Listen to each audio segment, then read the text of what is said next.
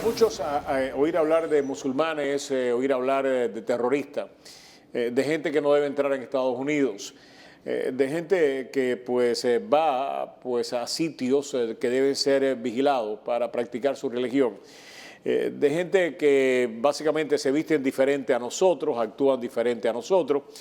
Esto ha provocado un alto grado de preocupación en muchísimas personas, sobre todo en aquellos que saben que Estados Unidos está lleno de estas personas que son grandes patriotas, de que trabajan en los órganos de inteligencia, de que trabajan en nuestros hospitales, que trabajan en nuestros centros asistenciales, que van a la guerra y mueren allí.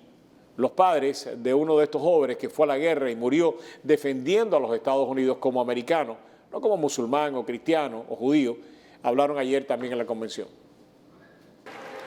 Donald Trump consistently smears the character of Muslims. He disrespects other minorities, women, judges, even his own party leadership. He vows to build walls and ban us from this country. Donald Trump, you're asking Americans to trust you with their future.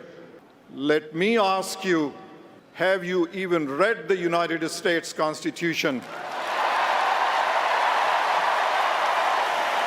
I will gladly lend you my copy.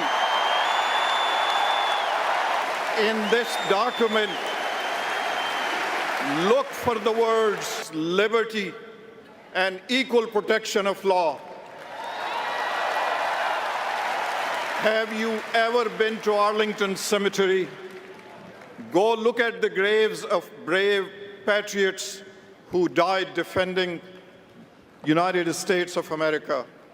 You will see all faiths, genders, and ethnicities. You have sacrificed nothing and no one. We cannot solve our problems by building walls, sowing division. Wow.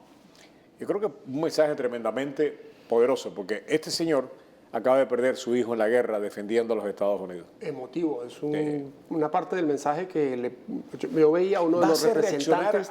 ¿Va a hacer reaccionar a alguna de las personas que te hablan con tanto desprecio de los musulmanes? Yo no sé ustedes, a mí continuamente me mandan mensajes, básicamente casi criminalizando a los musulmanes, hablando, o sea, diciendo que Trump tiene razón al criminalizarlo, diciendo de que debemos estar persiguiendo precisamente los lugares donde estas personas practican su religión. ¿Ustedes tienen de alguna manera esperanza de que esto cambie de alguna manera? A una persona como la que te ha estado mandando esos mensajes no lo va Son varios, a lamentablemente. convencer. Quien ya está convencido de eso no va a dejar de estar convencido por mirar. Ni aunque vea una persona como esta. Aunque vea una persona como esta, porque esta es una cuestión completamente del corazón. Quien ya está convencido de esta convicción, es muy difícil que los convenzas con hechos, con acciones, con palabras. Son personas que no van a modificar. El que sí va a cambiar es quien todavía no se ha convencido. El que sí va a sensibilizarse frente a una realidad es el que todavía no ha tomado esa decisión y no ha dado el paso de convencerse a sí mismo de que todos los musulmanes deben ser perseguidos. Yo pienso que existe todavía una porción de esa población que todavía no se ha comido el cuento y que es susceptible todavía de ser transformada. Pero un mensaje de estos es definitivamente un mensaje muy fuerte que también está dirigido a mantener la unidad dentro del Partido Demócrata y a quienes confían y creen en que esta es una nación de variedades, de todas las etnicidades, de todas las religiones, y hay muchísimo republicano que comulga con ese discurso. Entonces, el que ya cree que los musulmanes son peligrosos no va a cambiar, pero el republicano que no cree en eso sí va a sentirse identificado con él. Por lo menos a mí me parece que aquí hay toda una serie de temas que hay que abordar. Hoy precisamente lo hablábamos por la mañana, eso solamente unos minutos, hablábamos de que en Auschwitz está en el día de hoy pues el Papa Francisco. En el siglo pasado, desde el principio del siglo pasado, se empezó a demonizar a los judíos de una manera muy puntual, ¿no? La culpa de todos los problemas europeos la tenían los judíos, eran los usureros, eran los que provocaron la Primera Guerra Mundial, eran los que se beneficiaban, se beneficiaron de ella. Y eso terminó precisamente con millones de ellos en Auschwitz. sin que la conciencia nacional alemana dijera lo que estamos cometiendo es más que un crimen, es una atrocidad. O sea, se logró adormecer, anestesiar la conciencia de los alemanes hasta tal punto que no veían en esas personas un ser humano. Independientemente de que hay el terrorismo islámico que debe ser combatido hasta las últimas consecuencias, criminalizar, demonizar a una religión y a los que la practican, nosotros a veces no nos damos cuenta, pero puede terminar en algo muy parecido a lo de Auschwitz. Y además, lo que pasa es que ahí está la diferencia que siempre mencionamos, ese mensaje de odio, ¿no? O sea, un mensaje de odio y de separación social, racial.